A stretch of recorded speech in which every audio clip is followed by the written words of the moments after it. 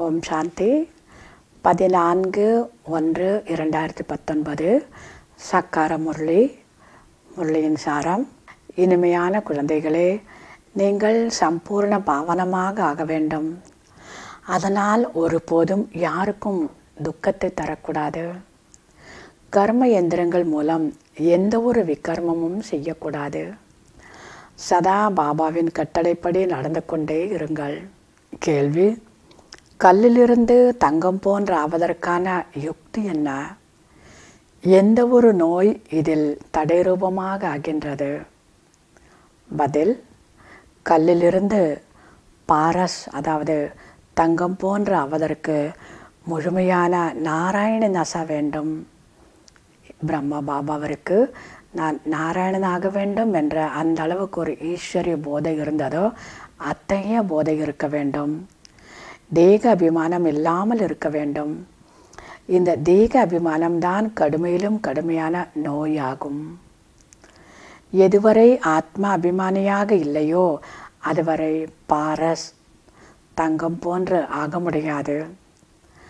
பாரஸ் ஆகக்கூடியவர்கள்தான் பாபாவிற்கு உதவியாளராக முடியும். சேவையும் கூட உங்களது புத்தியை தங்கம் போன்றதாக ஆக்கிவிடும். இதற்காக படிப்பின் மீது முழு கவனம் தேவை. பாபா சொல்கிறார், பகவான் படிப்பு சொல்லித் தருகிறார் என்பதை குழந்தைகள் மறந்து விடுகின்றனர்.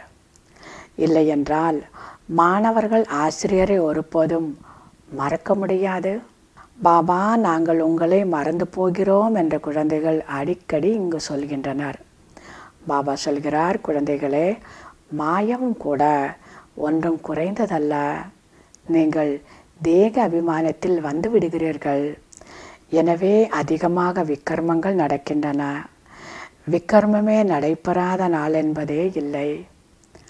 அதனால் தேக அபிமானம், ஆத்மா அபிமானம்.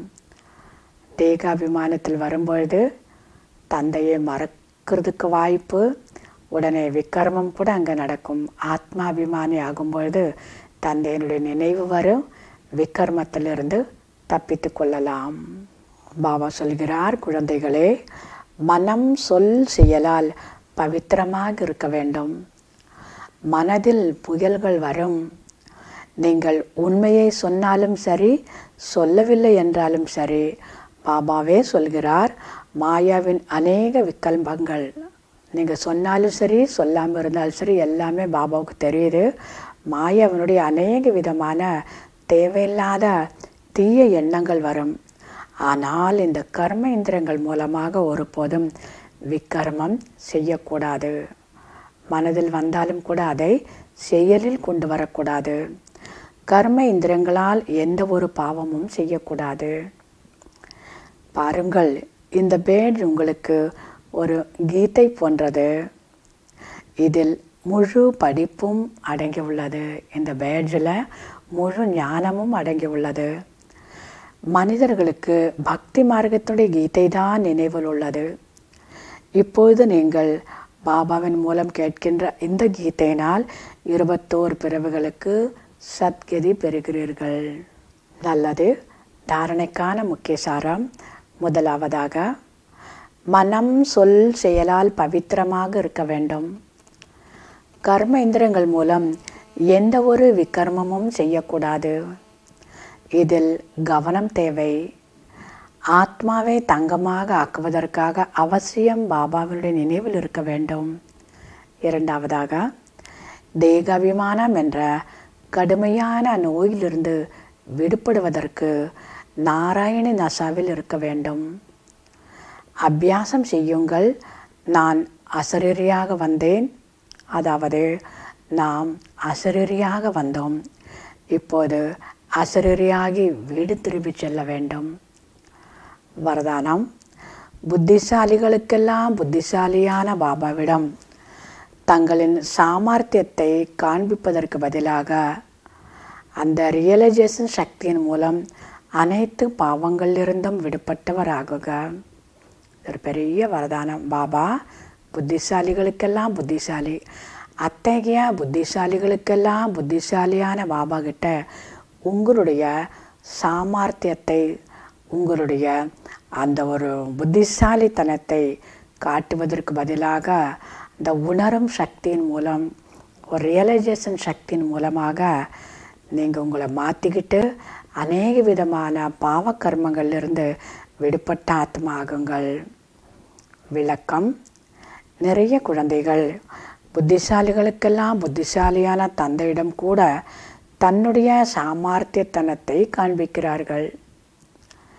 தனது காரியத்தை நிறைவேற்றிக் கொள்வதற்காக, தன்னுடைய பெயரை நல்லதாக ஆக்கிக் கொள்வதற்காக, தன்னுடைய பெயரை காப்பாற்றிக் கொள்வதற்காக அந்த நேரத்தில் என்ன சொல்வாங்கனாக்கா, தன்னை மாற்றிக்கிறது போல, ரியலைசேஷன் வந்தது போல காட்டிக்கிறாங்களா. ஆனால் அந்த உணர்தலில் சக்தி இல்லை. ஆகவே தன்னை மாற்றிக்கொள்வதில்லை. சிலர் இது சரியில்லை என புரிந்து கொள்கின்றார்கள். ஆனால் தன்னுடைய பெயர் கெட்டுவிடக்கூடாது என்பதற்காக யோசிக்கிறார்கள். ஆகவே தனது விவேகத்தை அழித்து கொள்கிறார்கள், மனசாட்சியை அழித்து கொள்கிறார்கள். இதுவும் கூட பாவக்கணக்கில் சேமிப்பாகிறது. ஆகவே இத்தகைய ஒரு சாமர்த்தியத்தை விட்டுவிட்டு உண்மையாக உள்ளத்தால் உணர்ந்து தன்னை மாற்றிக்கொண்டு பாவங்களிலிருந்து விடுபட்டவராகுங்கள். எவ்வளோ நல்ல வரதானத்தை பாபா புரிய வைக்கிறாரு. பாபா அவ்வளோ நல்ல புத்திசாலி. எல்லா விதமான கர்ம கணக்கு பாபாவுக்கு தெரியுது. இத்தகைய பாபாகிட்டேயே வந்து அந்த நேரத்தில் தன்னை மாற்றிக்கிட்டது போல குழந்தைகள் அப்படி காட்டுவாங்களா? ஆனால் எங்கள் பாபா என்ன சொல்கிறாரு, நிலையான மாற்றம், நிரந்தரமான ஒரு மாற்றம் வரணும்னாக்கா உண்மையாக உள்ளத்தினால நல்லா ரியலைஸ் பண்ணிக்கணும், நல்லா புரிஞ்சிக்கணும். அப்போ தான் தன்னை வந்து மாற்றிக்க முடியுமா. இல்லைன்னாக்கா ஒருவேளை எப்படியோ இருந்தாலும் கூட அந்த விவேகம், அந்த மனசாட்சிங்கிறது எப்போ பார்த்தாலும் அது உறுத்திட்டே இருக்குமா. அதனால் இந்த நேரத்தில் நம்ம நல்ல ரியலைஸ் பண்ணிவிட்டு பாவக்கர்மத்திலிருந்து விடுபடணுங்கிறாரு. ஸ்லோகன்: வாழ்க்கை வாழ்ந்து கொண்டிருந்தாலும் விதவிதமான பந்தனங்களிலிருந்து விடுபடுவதே ஜீவன் முக்தி நிலையாகும். பிரம்மா பாப் சமான் ஆவதற்காக பாபாவனுடைய மகா வாக்கியம்: பரிஷ்தா வாழ்க்கை என்பது பந்தனத்திலிருந்து விடுபட்ட வாழ்க்கையாகும். சேவையின் பந்தனம் இருக்கலாம். எவ்வளவு சேவை இருந்தாலும் அவ்வளவும் செய்தும் எப்போதும் ஃப்ரீயாக இருக்க வேண்டும். பிராமணர்கள் சேவை இல்லாமல் இருக்க முடியாது. சேவை நிறைய இருக்கலாம், ஆனால் ஃப்ரீயாக இருக்கணும். எவ்வளவு அன்போ அவ்வளவு விடுபட்டும் இருக்க வேண்டும். இந்த தீவிர வேகம் மீண்டும் எப்போதும் சுதந்திரமான நிலையை அனுபவம் செய்ய வேண்டும். இந்த விஷயத்தில் தீவிரமான ஒரு முயற்சி தேவை. பரிஷ்தாவாக எல்லா விதமான பந்தனத்தில் விடுபட்டு இருப்பதற்கான முயற்சி. எப்போதும் சுதந்திரமான நிலையை அனுபவம் செய்ய வேண்டும். ஏனென்றால் நீங்கள் உடல் மற்றும் கர்மத்திற்கு அடிமை கிடையாது. நல்லது.